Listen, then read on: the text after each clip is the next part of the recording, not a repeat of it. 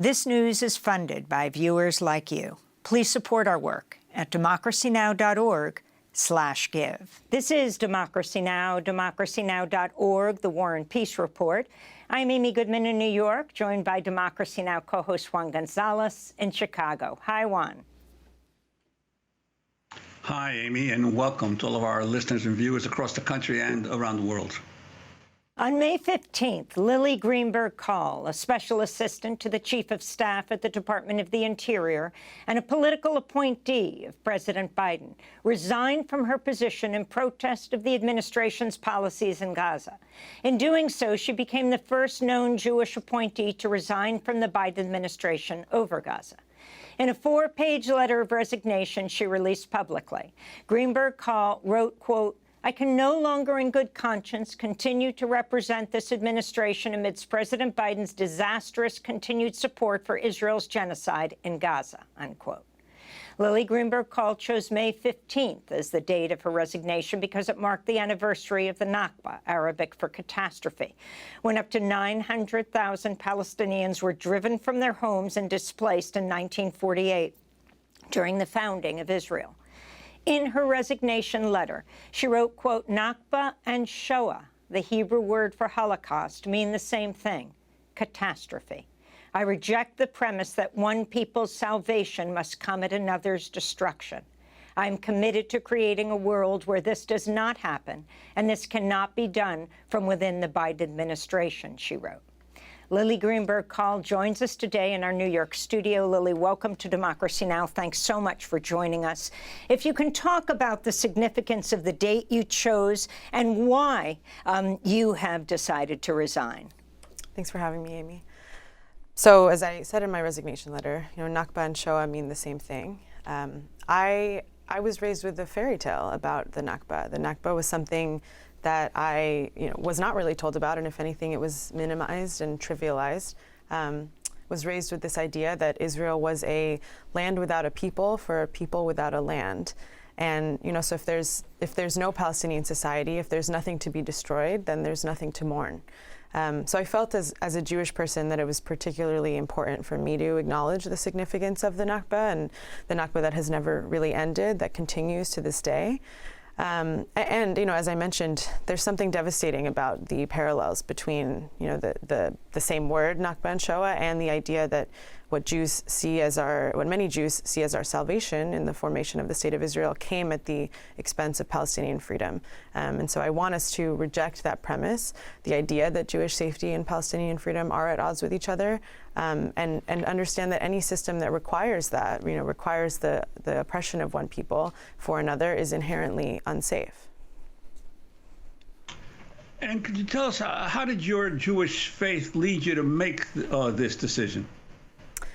Yeah, so I was raised very much steeped in Jewish community. I went to Jewish day school. I have 20 years of Jewish education. I did traditional Jewish text study in high school. And a lot of the values that I learned in that, I internalized some really beautiful values, right? There's this idea of pikuach nefesh in Judaism, which means saving a life, and it supersedes any other commandment. You are allowed to break any commandment if it means saving a life. We also say to save a life is to save the whole world. There's this idea of B'Tselem Elohim, that every person is made in the image of God.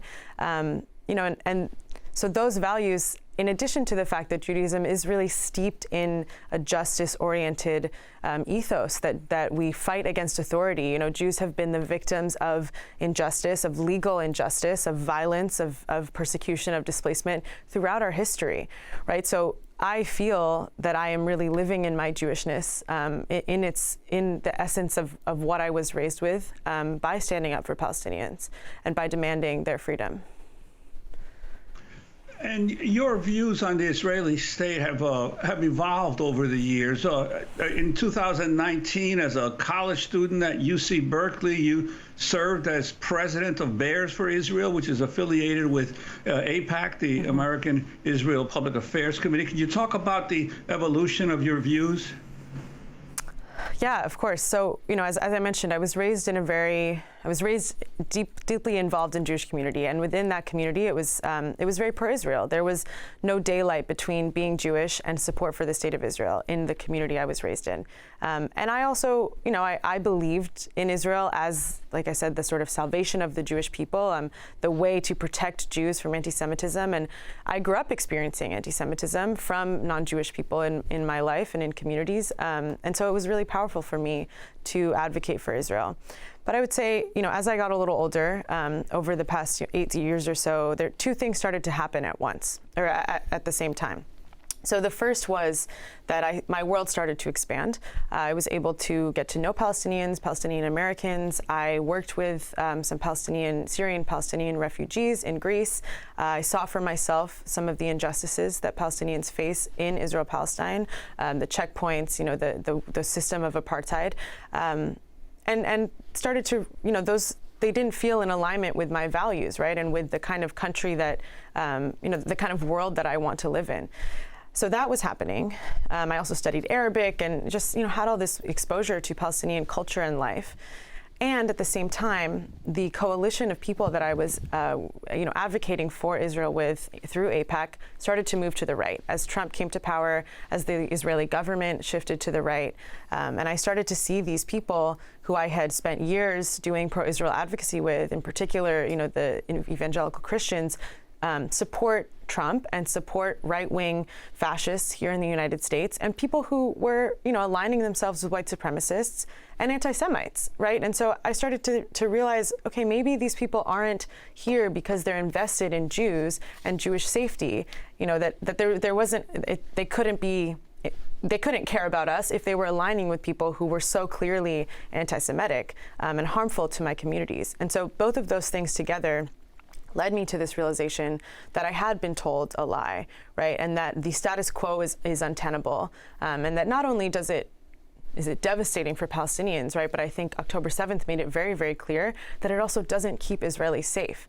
And that if we wanted to actually create a thriving future for Israelis, for Palestinians, for Jews, for the communities that we care about here in America, something has to change. I wanted to play some of what President Biden had to say earlier this month at the U.S. Holocaust Memorial Museum's Days of Remembrance. Driven by ancient desire to wipe out the Jewish people off the face of the earth, over 1,200 innocent people, babies, parents, grandparents, slaughtered in their kibbutz, massacred at a music festival, brutally raped, mutilated, and sexually assaulted. President Biden made those comments in April. In December, he spoke at a Hanukkah holiday reception at the White House. My commitment to the safety of the Jewish people and the security of Israel and its right to exist is independent, as an independent Jewish state, is unshakable.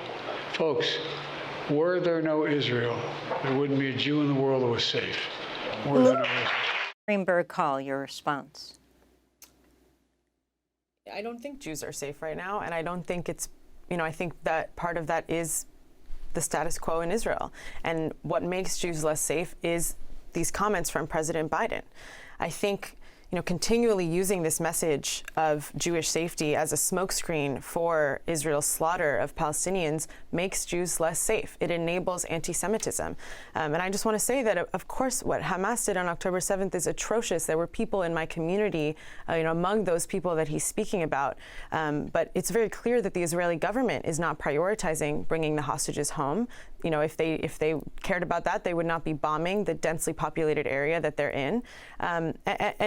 Again, I am so angry at the president that, that he is using my community as justification for this slaughter, as, making us the face of the American war machine. I don't think that makes us safe. And if he really cared about Jewish safety, he wouldn't be doing that.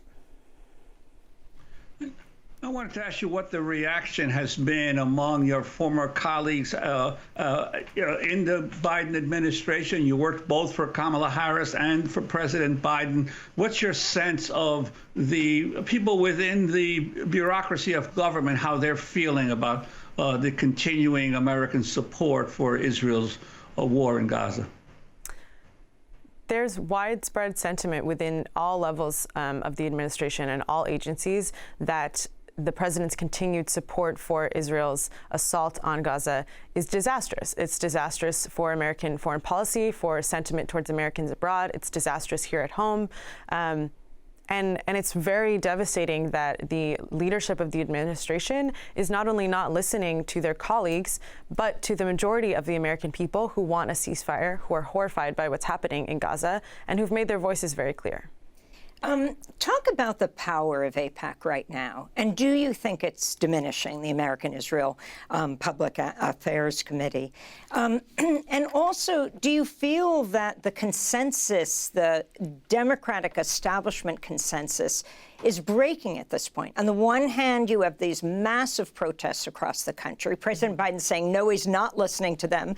Then he says he's halting 2,000-pound bombs to Israel. But then within a few days, he announces $1 billion worth of weapons to Israel. Yeah, I think the Democratic Party in particular has to make a choice. They have to decide if they're going to align themselves with a group like AIPAC that, supports and funds and enables insurrectionists and white supremacists, and take money from the same people who fund the NRA and big oil. Those groups are completely blacklisted from the Democratic Party. So are we going to align ourselves with those people and take money from them, or are we going to choose to uplift and support progressive champions who are fighting for a multiracial democracy and the type of country that we know that we deserve and that we want? And yeah, I do think the consensus is starting to shift a little bit. I think AIPAC realizes that their power is diminishing, in particular within the Democratic Party, which is why they are, making this kind of shift to the right. And I think, yeah, again, the Democratic Party has to make a choice. And your journey from AIPAC and camera, if you can explain what that is, to where you are now, and if you're finding more and more of your friends back then are actually shifting. I think so. Yeah. I think it is very challenging and hard to, when you grow up in the communities that I'm from, it's very hard to change. And also when, a lot of Jewish people, unfortunately, we have internalized this message that Jewish safety and Palestinian freedom are at odds with each other, right? And that to ensure the safety of the Jewish people, this is unfortunately we have to be okay with the status quo and with what Israel is doing.